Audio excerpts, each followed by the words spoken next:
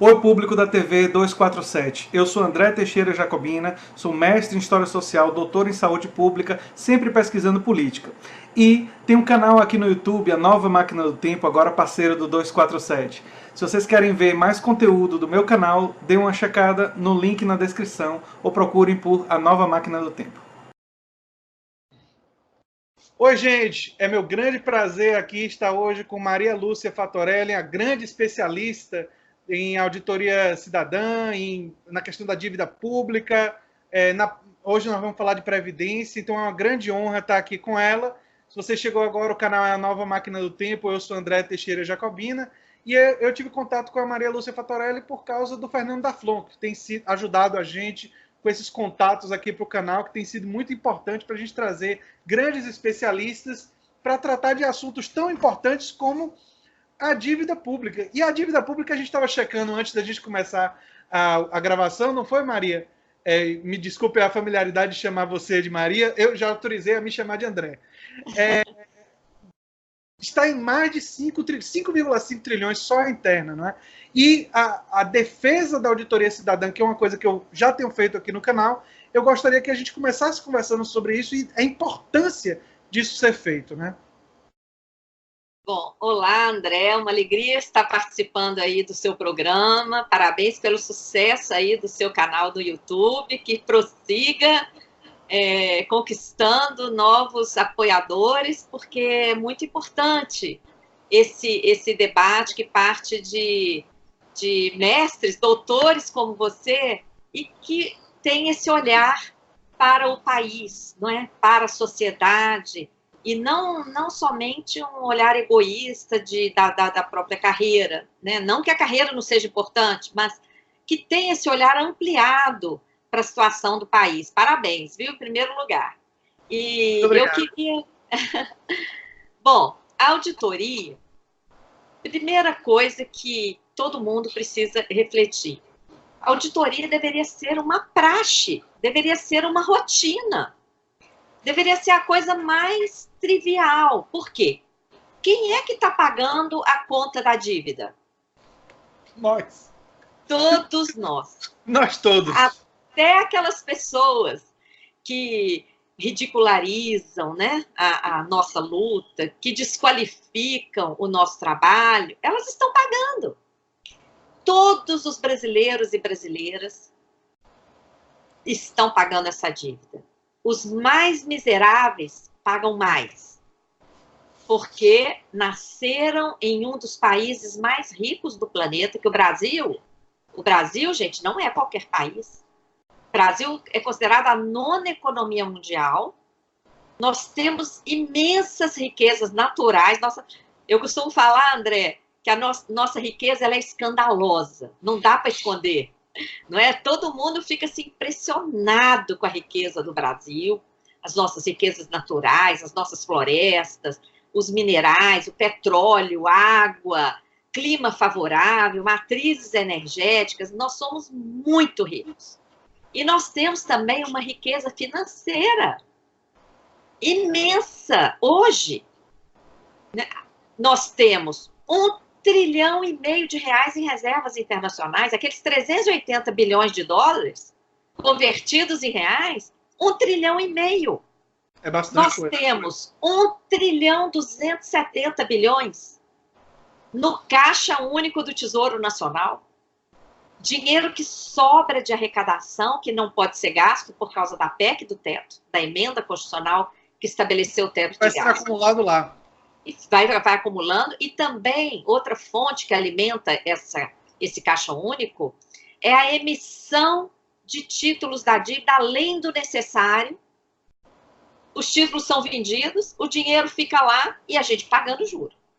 Olha bem, 1 trilhão 270 no caixa do Tesouro e cerca de 1 trilhão e 200 bilhões no caixa do Banco Central, remunerando a sobra de caixa dos bancos. Então, gente, além de toda a nossa riqueza natural, nós temos cerca de 4 trilhões de reais líquidos em reservas no Caixa do Tesouro e no Caixa do Banco Central.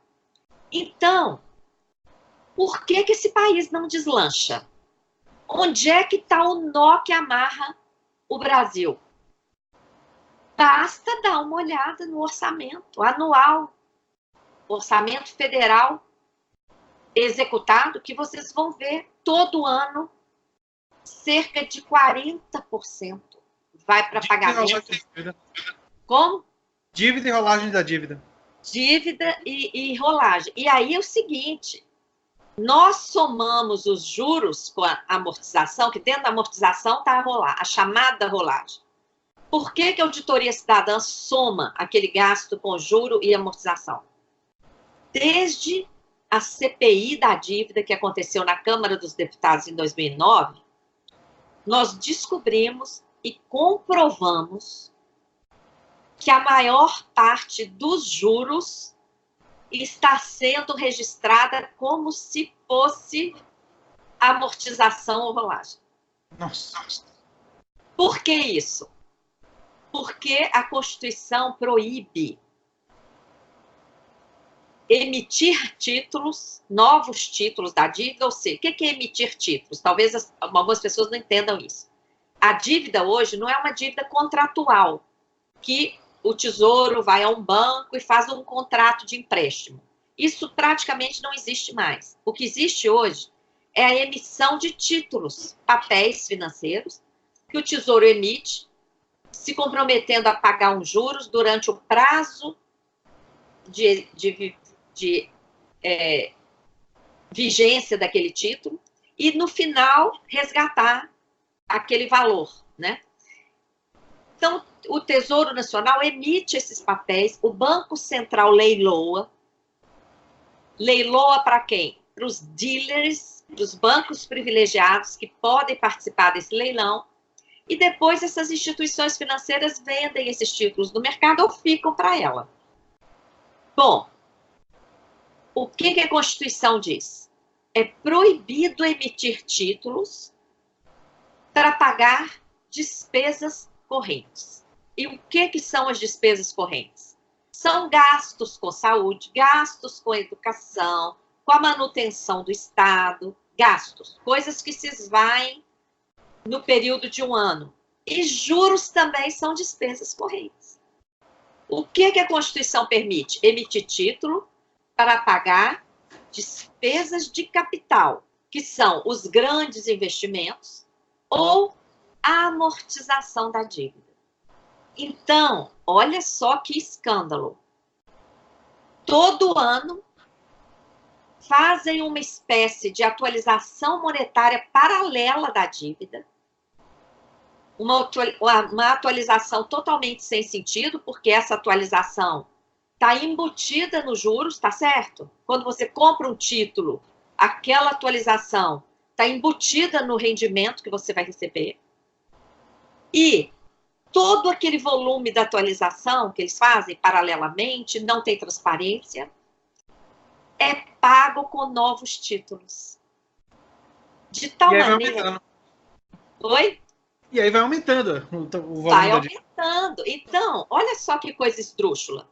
Quando a gente olha lá no CIAF, CIAF é o programa oficial que divulga o gasto federal executado, o gasto que foi pago. Está tudo lá no CIAF. Qualquer pessoa pode consultar, vocês podem consultar.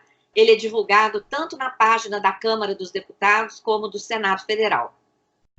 Se você entrar lá no CIAF, de qualquer ano, você vai ver lá um gasto com juros, por exemplo, ano passado, está lá 380 bilhões de juros, e amortizações, está lá quase 700 bilhões de amortizações. Aí você fala, nossa, amortizou tudo isso, quase 700 bilhões de amortização.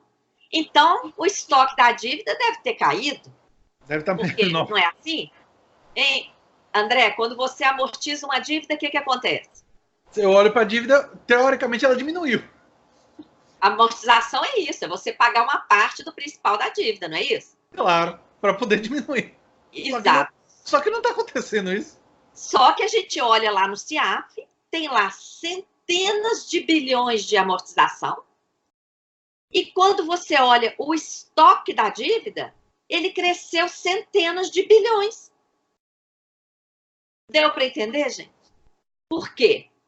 Porque aquilo que está lá contabilizado como se fosse amortização ou rolagem, a maior parte daquilo ali não é nem amortização, nem rolagem. É juros, que não está sendo contabilizado como juros porque a Constituição proíbe. Então, olha o privilégio da dívida. Quando falta dinheiro para as universidades, para a educação, o que a gente está assistindo? Aqui em Brasília, fecharam um Instituto Federal de Educação. Fecharam o de Planaltina.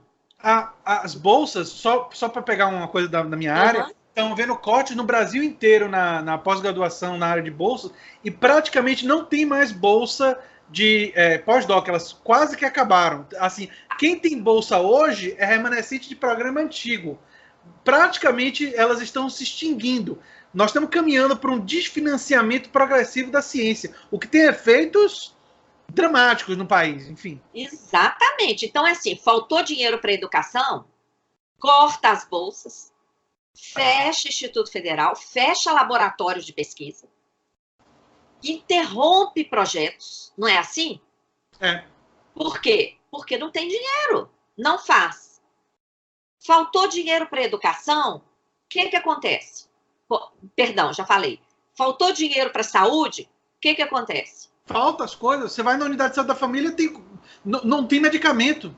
Você chega nos lugares e não tem. Aí quando você pergunta por que não tem, é porque a prefeitura não repassou o dinheiro, porque a prefeitura está quebrada. Exato. Por que está quebrada? Porque não recebeu o dinheiro do repasse federal. Então, faltou dinheiro, não tem dinheiro, não paga. Agora, faltou dinheiro para pagar juros. Vocês já ouviram falar alguma vez? Aí, emite título, maqueia de amortização para poder... E agora eu fico me perguntando, maquiagem de amortização não seria irregular, algum crime, assim? Eu não entendo, mas assim, claro. eu acho muito estranho isso. Primeira pergunta é se seria irregular, e a segunda coisa é assim, eu tenho uma análise sobre a política que não existem coisas acontecendo na macroeconomia sem que haja intencionalidade, ou seja, alguém está ganhando com isso. Pode ser uma fração de classe, pode ser um setor específico, não precisa ser um bloco único.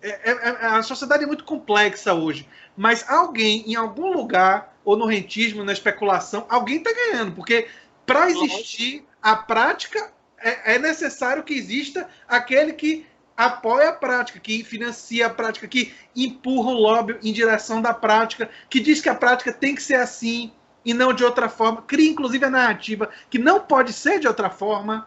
Então, isso daí não tem nada a ver com economia, isso tem a ver com política, mas é meu métier. Ou seja, quando você tem uma política, seja por ação ou por omissão, alguém tem esse interesse. E quem seriam esses? As coisas não acontecem assim espontaneamente. Não. Não é um acaso. Não é um acaso que por acaso isso é feito dessa forma. Não é. Isso é muito bem planejado para ser assim. E agora, o grave é que a gente conseguiu descobrir isso, porque antes da gente descobrir isso, André, as pessoas ficavam assim, realmente, se a gente olhar ali o valor que está ali informado como juros e fizer uma conta grosseira, pegando o estoque da dívida, pegando lá, fazendo a conta mais conservadora possível, pegando o estoque da dívida em 1º de janeiro do ano, sem considerar tudo que a dívida cresceu durante o ano. Vou pegar o dado mais conservador.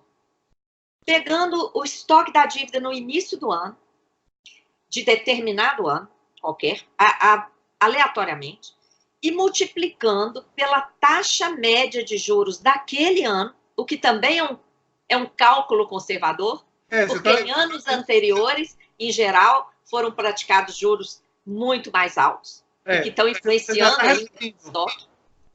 Oi? Você já está reduzindo, já está, né? Exato. Mesmo fazendo esse cálculo bem conservador, multiplicando o estoque da dívida no início do ano pela taxa de juro média, a gente encontra um montante, que seria um montante hipotético, estimado de juros, muitas vezes inferior àquele valor de juro que está ali anunciado. Tem que investigar isso aí. Entendeu? Então, assim, tá na cara que ali tem um erro. Porque o valor do juro que está ali está muito menor do que essa conta, uma conta grosseira, básica, feita de forma mais conservadora possível. Então, já há um indício forte que ali tem um erro. E a gente pesquisou muito para descobrir isso, que a jogada é essa atualização paralela. Aí, com essa atualização paralela, o estoque da dívida que estava aqui vem para cá, aí todo esse... Tá dando para ver as minhas duas mãos aí? Tô vendo. Essa atualização paralela, o Tesouro emite título e paga. Agora, o que é essa atualização paralela? É parte do juro. Então, isso aqui emite título e pronto, paga. Quem tem título recebeu. E o estoque da dívida que estava aqui e foi corrigido para cá, na medida em que foram emitidos títulos, o estoque todo veio para cá. E esse pagamento aqui, ele é contabilizado como amortização. Então, aí é que vem a coisa esdrúxula. Amortiza isso aqui e a dívida cresce isso aqui. Entendeu? Então, olha, a gente contou isso tudo para dizer, vocês estão vendo a importância de uma auditoria?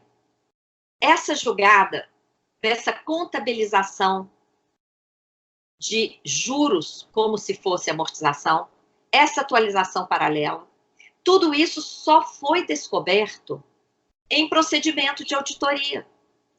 Vocês podem procurar isso em qualquer livro, vocês não vão achar isso em livros. Aliás, existem pouquíssimos livros sobre dívida pública. Vocês não vão achar isso explicado em lugar nenhum. Isso aí não era uma informação, não era uma informação disponível, isso foi achado de pesquisa. Achado de auditoria. Então, a auditoria deveria ser uma rotina em respeito às pessoas que estão pagando essa conta. Todo esse crescimento da dívida teria que ser melhor explicado. E aqui no Brasil não tem essa cultura de questionar. Por exemplo, a dívida tem sido a justificativa para todas as privatizações desde Collor. Se vocês pegarem lá o decreto de quando Collor era presidente, do Plano Nacional de Desestatização, se pegarem a legislação de Fernando Henrique Cardoso, que fez a maior desestatização da história mundial, ele privatizou 70% do parque estatal brasileiro na época. As privatizações continuaram com Lula, continuaram com Dilma, continuaram com Temer e agora com Bolsonaro. Guedes falou em privatizar tudo. E no Globo News, eu nunca me esqueço da conversa dele de privatizar tudo e vender todas as propriedades estatais. Se vendesse tudo, passava de 1 trilhão. Mas isso não paga a dívida. A dívida já está lá nos 5. Então, quer dizer, e não só não paga, como em alguns setores você vai ter dificuldade de geração de riqueza. Quer dizer, se você vender tudo e pagar, um problema que você não operacionalizou, nem adiantou muito em termos de captação de recursos. Então, você precisa primeiro investigar isso daí. Eu tenho uma pergunta para fazer. Você já participou de grupos que realizaram auditoria de outros países? A auditoria, se eu não me engano, do Equador, não foi? Isso, do Equador e da Grécia. Do Equador e da Grécia. O Equador, quando ele fez a auditoria da dívida, o pouco que eu me lembro de ter lido sobre isso, no grau que eu sou capaz de compreender, que é limitado, claro, mas me parecia que haviam irregularidades no processo da formação do estoque anterior. Primeira coisa. E também me pareceu que, além de haver irregularidades, havia, digamos assim, como você usou a palavra erros, má formação da dívida, ou seja, coisas que se houvesse uma eficiência maior, você não teria cometido, inclusive por ter transparência com a população. Então, você tem um impacto imediato, que você vai atrás das fraudes e você também poderia minimizar os danos de problemas administrativos, que aí podem ser variados. Você poderia dar mais detalhes sobre isso? Sim, olha, o processo de auditoria no Equador foi impressionante, porque tinha apoio do presidente da República.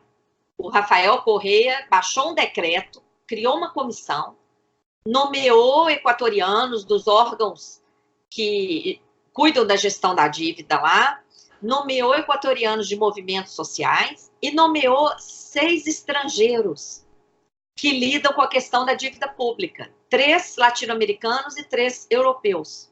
Eu tive a honra de ser uma dessas 3 pessoas da América Latina e nos dedicamos a investigar, tivemos acesso, né, a documentos e, apesar do apoio do presidente, lá também o Banco Central dificultou muita coisa, tá? Mas o acesso que nós chegamos a ter permitiu identificar fraudes na formação da dívida desde a década de 70. Lá também o Equador esteve sob ditadura militar, durou muito menos do que a brasileira, mas esteve sob ditadura militar. E o maior gasto na origem da dívida era o gasto com a defesa nacional, que era o gasto com o financiamento da própria ditadura, tá? E esse era o maior gasto lá na origem da dívida. Depois, o maior impacto foi em função da alta de juros, porque na década de 70, o juro da dívida externa era o juro da taxa Prime ou LIBOR, que estava muito baixa, estava entre 4% e no máximo 6% ao ano. E depois, quem controlava essas taxas, que era o próprio Banco Central americano, que é privado, controlado pelos maiores bancos norte-americanos, que, por sua vez, eram os próprios bancos, eram os maiores bancos credores das dívidas externas dos países. Então, eles mesmos controlavam. Tinha um interesse investido ali. Claro, eles mesmos eram os credores, eles mesmos controlavam as taxas de juros que regiam aqueles contratos. Então, na década de 70, houve uma sedução para oferecer créditos. Tem muita gente que fala que nessa época tinha um excesso de moeda no mundo por causa da crise do petróleo. Na verdade, o excesso de moeda no mundo era por causa do fim da paridade dólar-ouro, que permitiu que o Fed emitisse qualquer quantidade de dólar que ele quisesse. Porque ele não tinha mais o padrão ouro para segurar ele. Exato. Então, veja bem o poder do Fed. Ele, privado, ele que emite o dólar, ele que controla a taxa Prime, que regia a maioria dos contratos, e ele era um conjunto dirigido, né, e os sócios deles eram os maiores bancos, que eram os credores. Então, tem até um livro que eu recomendo aí para os seus seguidores, chama-se Confissões de um Assassino Econômico. Ah, eu conheço. John Perry. Ele fala da corpotocracia, eu conheço esse cara. Pois é. Ele era a gente que oferecia essa quantidade de moeda. E é muito interessante o livro, porque é uma pessoa do próprio sistema contando a história. Enfim, houve essa sedução para oferecer empréstimos. O Equador, tal como o Brasil, a Argentina, vários países entraram nessa. E aí, o que aconteceu? No final da década de 70, 79, o Fed começou a aumentar as taxas de juros, que chegaram a 20,5%. E isso é que provocou a crise do início dos anos 80. Porque os países pagavam 4% de juros, 5%, De repente, eles tinham que pagar 21% de juros. Um quinto do estoque era juro. Isso é insustentável. Então, os países pagaram em 80, pagaram em 81, em 82 começou a quebradeira. O México, Argentina, Brasil, todo mundo começou a entrar em crise. E aí entra o FMI. Essa história, gente, foi idêntica no Equador e em vários outros países, mais de 20 países. A história foi idêntica, inclusive o Brasil. Em 83, o FMI entra em todos esses países. E o que o FMI exigia? Ele dizia o seguinte: bom, vocês precisam pagar esses juros. Eu deixo aqui um empréstimo em stand-by. O FMI não entrega dinheiro para os países. Ele deixa o empréstimo ali em stand-by, à disposição. Desde que você cumpra aquelas exigências. Práticas de boa governança.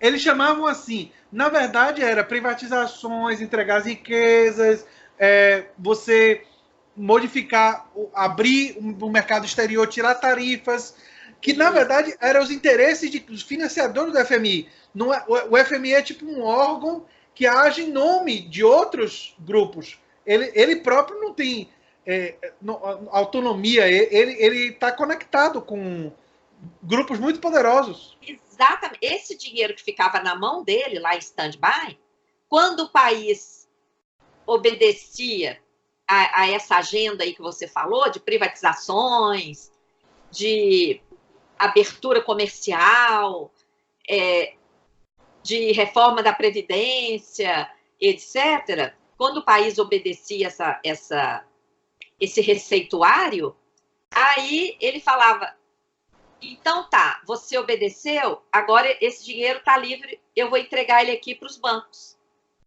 O dinheiro não chegava no Brasil, lá fora mesmo, aquele dinheiro que estava stand-by era entregue para os bancos. Mas aí, o que mais que o FMI exigiu na década de 80? Que toda aquela dívida da década de 70, tanto do setor público como do setor privado, porque aquela super oferta de crédito a juro baixo, ela era feita por esses agentes, tanto para o setor público, como para as empresas, as grandes empresas, multinacionais inclusive, e bancos. Então, todo mundo se endividou na década de 70. E todo mundo entrou em crise quando os bancos subiram a taxa de juros. O que o FMI exigiu? Que toda aquela dívida do setor público e do setor privado fosse transformada em dívida a cargo do Banco Central. O Banco Central se tornou devedor nos contratos. Foi feito um grande acordo em Nova York, submetido às leis de Nova York, e o Banco Central se tornou devedor de todas aquelas dívidas anteriores. Foram feitos vários acordos deste tipo na década de 80, por isso que a década de 80 é considerada a década perdida aqui no Brasil, lá no Equador, na Argentina. Por quê? O Banco Central se tornou devedor e teve que pagar, por recurso público, uma dívida que ele não tinha recebido esse dinheiro. E era uma dívida inflada pelas altas taxas de juros. Então, o que nós provamos lá no Equador? Nós provamos toda essa origem espúria, primeiro em gastos militares, e depois todo esse empacotamento e transferência da dívida para o Banco Central em contratos inconstitucionais, tá? Feitos no exterior, abrindo mão da soberania e tudo mais. E o que mais? O mais grave, esses acordos feitos em Nova York na década de 80, eles tinham uma cláusula super leonina, que se houvesse qualquer atraso, não pagamento de algum encargo, de algum juro, toda a dívida se tornava vencida naquele momento. Toda a dívida futura se tornava vencida ali. Antecipava o vencimento. E isso aconteceu em 86, tanto no Brasil, como lá no Equador, como na Argentina. Por quê? aqueles contratos feitos pelos respectivos bancos centrais em Nova York eram onerosíssimos. Então, além do Banco Central assumir o pagamento de uma dívida que ele não tinha recebido, era um encargo de taxas, de juros, de uma série de encargos onerosíssimos. Então, todos os países chegaram no momento em que não deram conta. E houve um não pagamento em 86. Porém, tinha uma outra cláusula, André. Uma cláusula, porque já que esses contratos eram regidos pela lei dos Estados Unidos, a lei americana diz o seguinte: nenhuma dívida é eterna. Se o credor não judicializar o seu crédito, ou seja, não entrar na justiça para reclamar um crédito que ele tem, no período de 6 anos, aquela dívida está prescrita. E as cortes norte-americanas nem aceitam processo para discutir esse tipo de prescrição, tá? Porque é uma prescrição que caracteriza, assim, desleixo da parte credora, e depois a justiça não vai correr atrás para reparar isso, né? Veja bem, nesse caso, o que nós encontramos lá no Equador? Um documento, um contrato, um acordo, mediante o qual o Equador, as autoridades equatorianas, renunciaram a essa prescrição da dívida. Que coisa louca! Renunciaram. E aqui no Brasil, nós localizamos diversos contratos que fazem referência ao contrato de renúncia, na mesma época. Isso é gravíssimo. Por quê? De que nós estamos falando? Nós estamos falando de mais de 90% da dívida externa, que era dívida externa junto a bancos privados internacionais, no momento em que nem existia dívida interna. Então, nós estamos falando de quase a totalidade da obrigação financeira do país. E essa renúncia à prescrição, como lá a gente conseguiu documentar isso, o que aconteceu com essa dívida prescrita e que a prescrição foi deixada de lado e houve essa renúncia? Essa dívida foi transformada em novos títulos. Aquela dívida era uma dívida contratual, ela foi transformada em novos títulos, papéis, numa operação realizada em Luxemburgo, que é paraíso fiscal. Essa operação recebeu o nome de Plano Dreyde, e aqueles bancos que eram credores naqueles contratos, naquele conjunto de contratos da década de 80, ficaram com parcelas desses novos títulos que foram emitidos em Luxemburgo. Então, esses títulos, eles eram títulos totalmente irregulares, porque eles eram resultantes da transformação de dívida prescrita. Esses títulos não podiam ser negociados em nenhuma bolsa de valores do mundo. Então, o que os países fizeram? Tanto o Equador como o Brasil aceitaram esses títulos como moeda para comprar empresas privatizadas. A Vale aqui no Brasil, metade da Vale foi paga com esses títulos de Luxemburgo. Metade. E a outra metade com o financiamento do BNDES. Pode? Então, olha o escândalo. E olha como que a dívida se entremeia com os nossos interesses, né? Então, lá, diante da comprovação de tudo isso, o presidente Rafael Correa submeteu o nosso relatório a um crivo jurídico, submeteu o nosso relatório à Secretaria Jurídica da Presidência da República, que é equivalente ao nosso Ministério Público, e também a Fiscalia, lá, que é o próprio Ministério Público, e submeteu também a um escritório de advogados internacionais. os dois, André, deram respaldo ao relatório e falaram, olha, isso aqui tem respaldo jurídico. Aí, o que o Rafael fez? Rafael Correia tomou a si a responsabilidade de um ato soberano e disse, olha, eu tenho aqui esse relatório que diz que eu já paguei mais do que devia, mas eu vou assumir uma corresponsabilidade aqui de 30% e vou recomprar os títulos da dívida externa equatoriana por 30% do seu valor de face. Quem quiser, apresente. Quem não quiser, reclame na justiça, porque eu vou me defender com esse relatório aqui. E vai ser, quem não quiser vai ser cancelado, não é isso? Ele ia suspender o pagamento e disse, quem apresentar o título, eu recompro por 30%. O que é muito bom, né? Porque, diante da quantidade de fraude demonstrada, quem estava com o título ali é como quem comprou um carro roubado. Ainda que você tenha comprado um carro roubado de boa fé, você vai ter que entregar aquele carro. E aquele carro tem uma origem fraudulenta, ele vem de um roubo. Não é assim? Sim, claro. Então... Inclusive, dependendo das circunstâncias que você comprou, poderia ser considerado receptação. Porque a gente está pressupondo que as pessoas que compraram não sabiam da fraude. E provavelmente, nesse caso, não sabiam. Mas quando você sabe, você é receptação de crime ou você participou de atividade fraudulenta. Pois é. Então, veja bem, que escândalo. O que aconteceu lá diante desse ato soberano? 95% dos detentores dos títulos apresentaram os títulos e receberam os 30%. Os outros 5% nunca apareceram.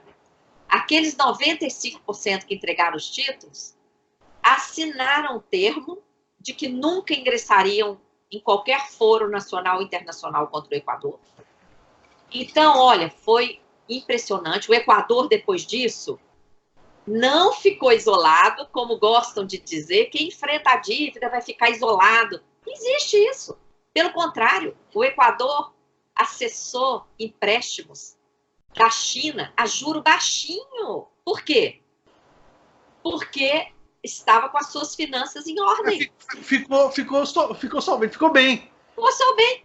Olha, aquela folga de recursos foi empregada em saúde, em educação. O presidente triplicou o salário de professores para investir na educação, incentivar a classe dos professores. Imagine o que isso faria num país como o Brasil, que é mais rico.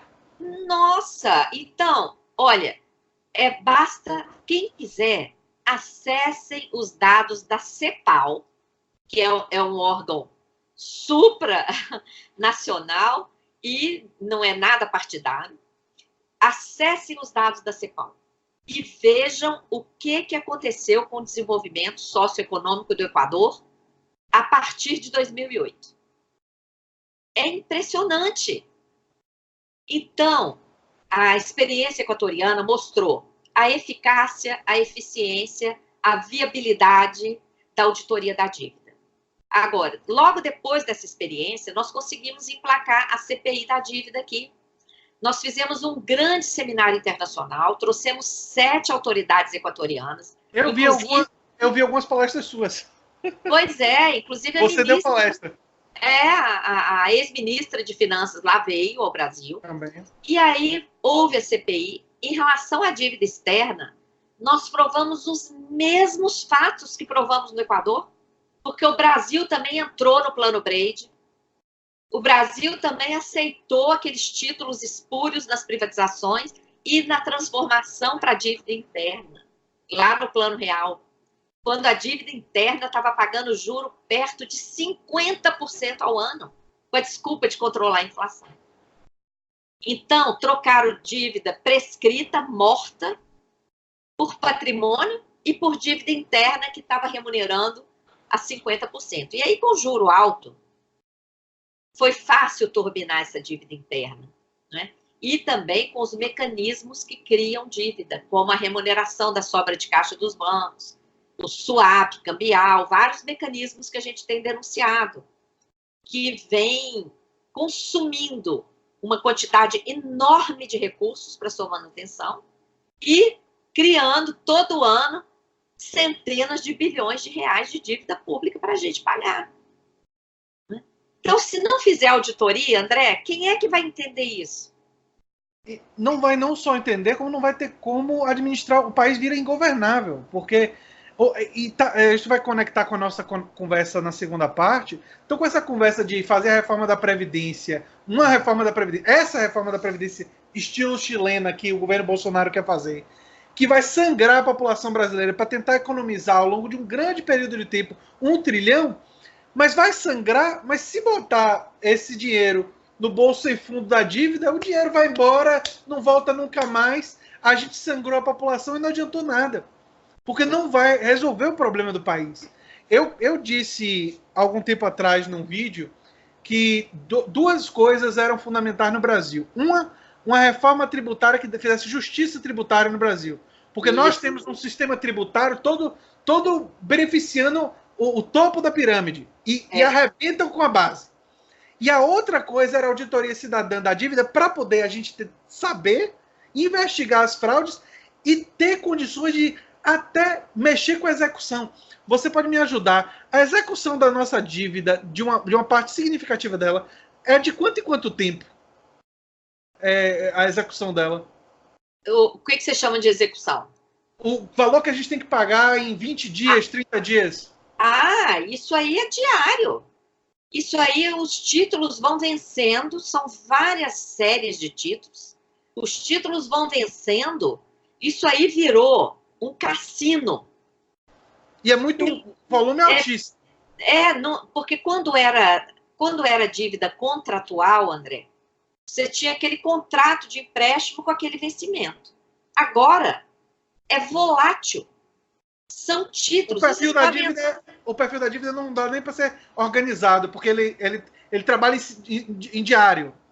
Ele é organizado pelo Tesouro, o Tesouro Nacional tem esse controle, o mega controle, do volume da gestão, né? Agora eles chamam de gestão da dívida.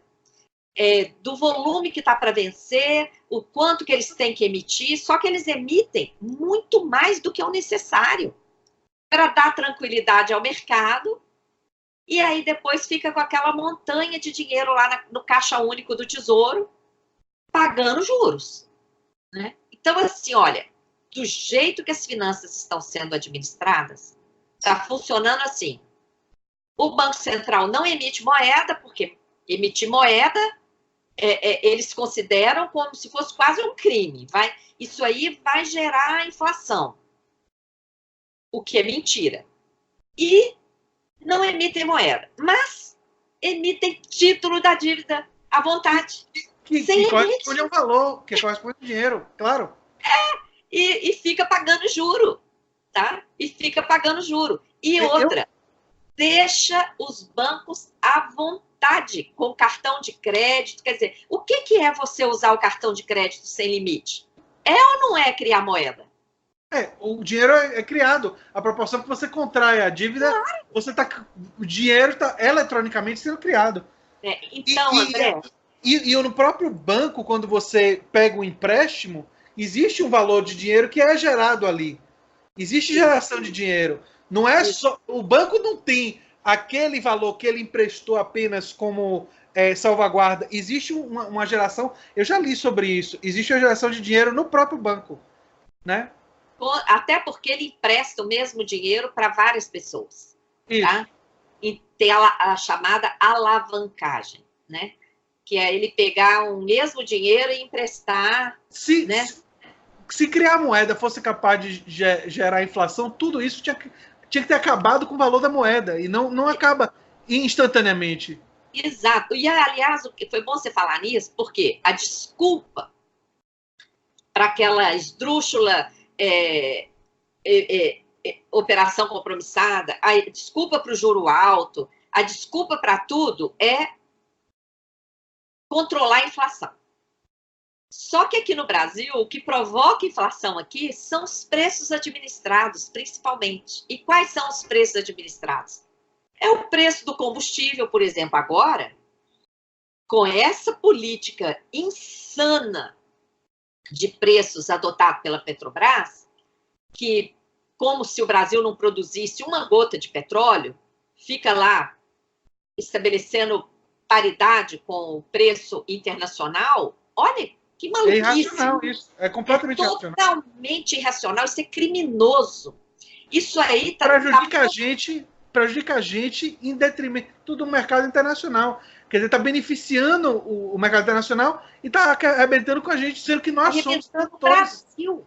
Olha aí, porque o preço do combustível, além dele afetar as próprias pessoas que usam seus carros, etc., ele afeta todo o transporte público. A cadeia toda. Afeta o transporte de cargas, afeta o preço de todos os produtos. Então, a inflação aqui está sendo produzida pelo elevado preço de combustíveis, pelo elevado preço da energia aqui no Brasil, pelo elevado preço da telefonia, das tarifas bancárias, dos planos de saúde, tudo isso influencia. E o preço de alimentos, né, também influencia na inflação. E aí, subir juros vai fazer baixar o preço da gasolina? Claro que não. Claro que não. Não é?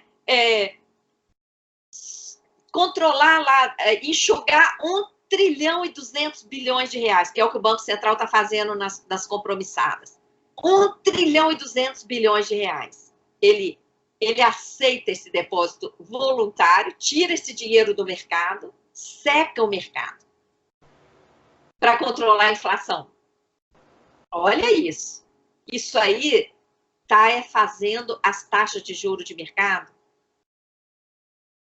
atingirem esses patamares estratosféricos que está quebrando a indústria, quebrando empresas de todos os ramos. Foi a principal causa da crise. Eu dou o exemplo inverso, que aí todo mundo entende mais fácil. O que vocês acham que aconteceria se hoje o Banco Central parasse de remunerar aquele 1 trilhão e 200 bilhões, nós estamos falando de quase 20% do PIB, 1 trilhão e 200 bilhões de reais.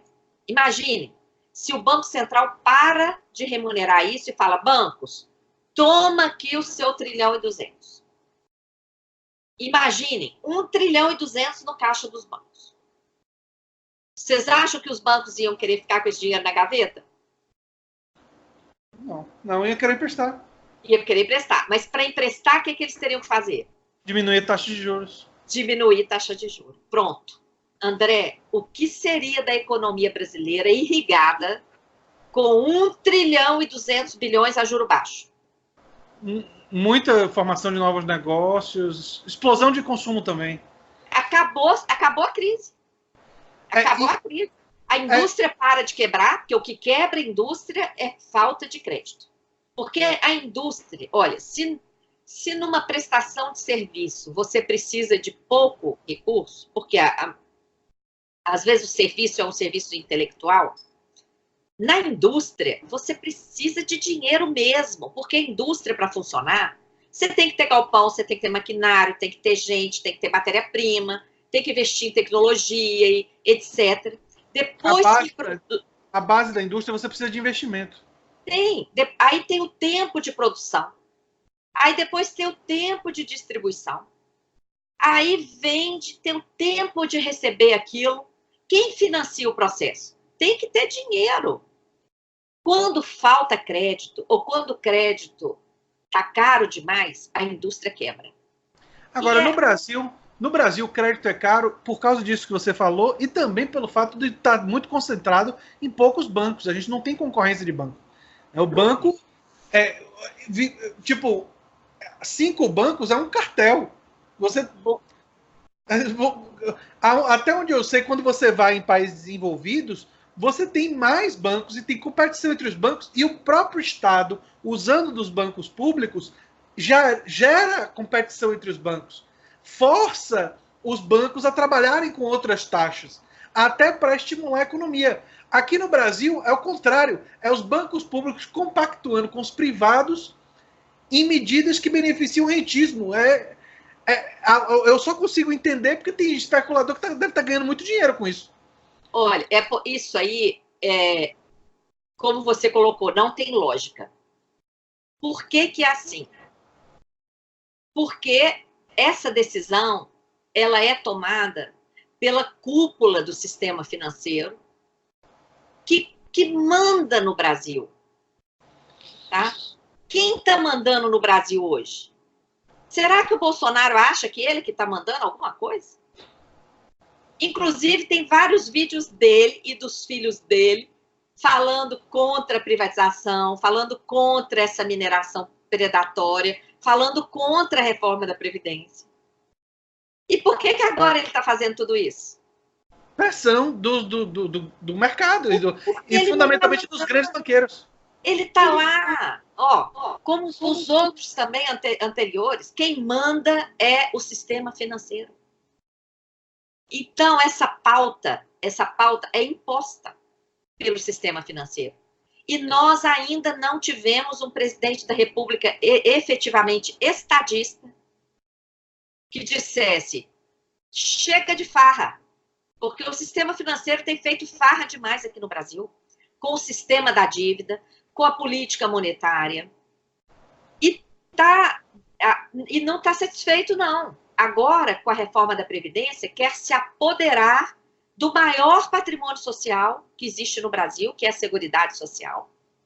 E não está satisfeito, não, com o esquema da securitização de créditos públicos, que é um esquema que está entrando em vários estados, municípios, já funciona, inclusive, em Belo Horizonte, com a PBH Ativos S.A., funciona em São Paulo com a CPSEC S.A., em Minas Gerais com a MGI Investimentos S.A., é um esquema. O que acontece com esse esquema? Os bancos se apoderam diretamente da arrecadação tributária. Parte da arrecadação tributária sequer alcança o orçamento público. Vaza no meio do caminho, durante o percurso pela rede bancária. Então, André, o que eu vejo é que a gente está, assim, no limite para acordar e resgatar o nosso país. E temos que ter movimentos sociais, partidos políticos e políticos importantes engajados nessa luta. Precisamos de uma ampla aliança de forças.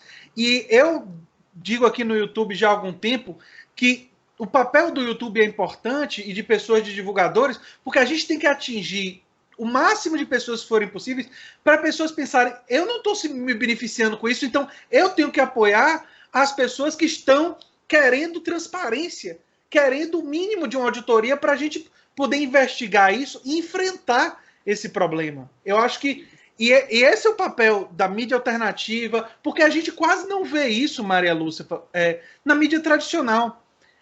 Eu acompanho muito você, e você é uma pessoa que é uma referência para mim. Agora, eu acho que você tinha que estar com frequência na Globo News, na Globo, no SBT, e a mídia corporativa, por causa dos seus interesses, não te dá tanto espaço assim. De vez em quando você tem um micro espaçozinho ali, pequenininho, entendeu? Mas você não tem destaque. E pelo que você já fez, você merecia muito mais, na minha opinião, muito mais espaço na mídia tradicional para alcançar mais pessoas. E aí eu vou lhe dizer, eu acho ótimo de você estar vindo na mídia alternativa como uma forma de ir quebrando gradativamente barreiras, não é? Nós já estamos. Eu agradeço pela oportunidade de estar aqui falando no seu canal por isso, porque o que eu acredito, eu não acredito em Salvador da Pátria. O que eu acredito é na mudança que vem com a conscientização das pessoas. Por exemplo, eu e você, eu considero que nós já somos pessoas que já acordamos, nós já estamos enxergando o Brasil, a abundância do Brasil, as possibilidades imensas. Era para a gente estar aqui hoje discutindo uma reforma para ampliar o alcance dos benefícios da Seguridade Social, porque ainda tem muita gente julgada. Né? Para diminuir a pobreza. Diminuir a pobreza.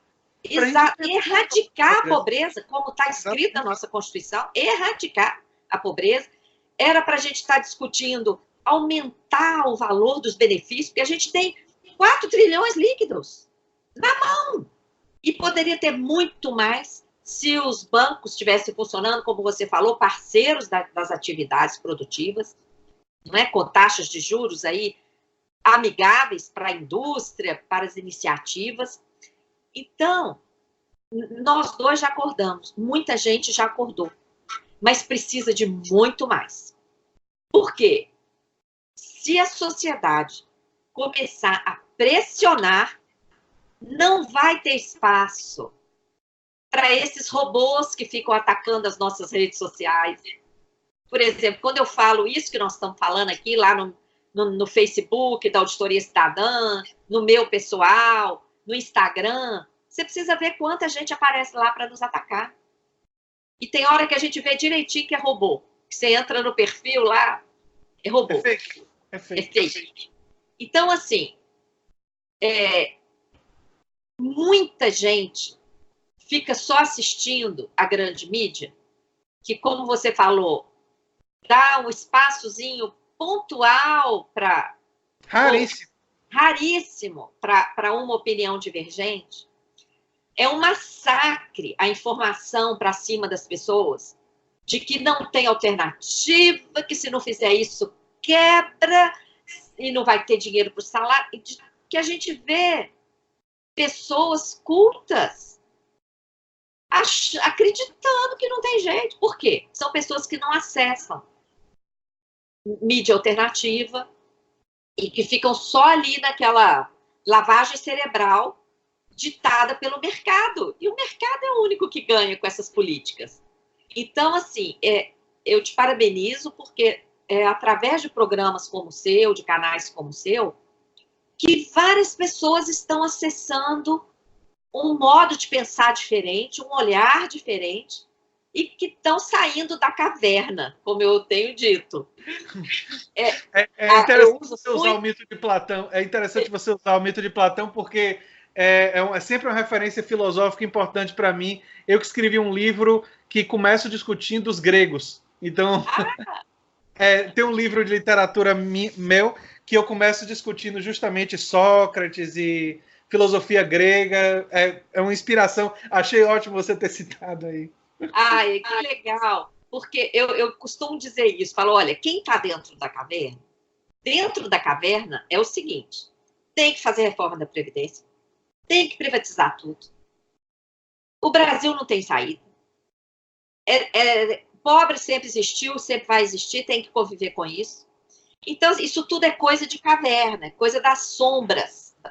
Parte da caverna diz o seguinte, que para mitigar deve-se se utilizar da caridade.